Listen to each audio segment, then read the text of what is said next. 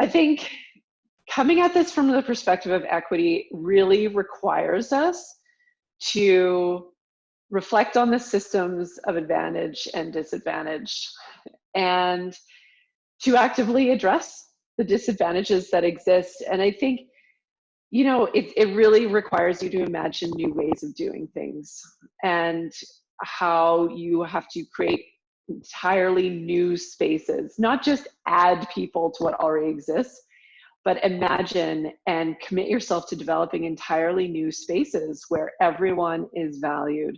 So it isn't just everyone's welcome, we'll work with whoever shows up.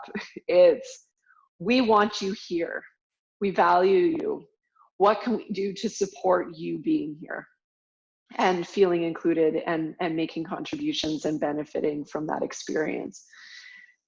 So it's, we talk about the difference between inequality and equity, and I think that's one way of expressing it. It's much more radical, to be totally honest. And those are tough conversations to have with the sports system. And I think the transparency question is really interesting, and one that I've been thinking about a lot recently.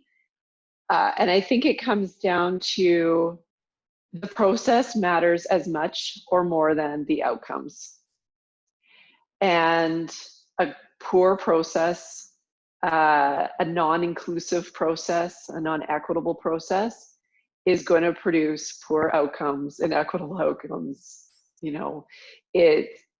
and so I think that the more that we can really focus on the process and be transparent about how we work and how we're moving forward, who's there, who isn't there. We have to invite scrutiny. We have to be held accountable. And that's how you're going to get the best possible outcomes.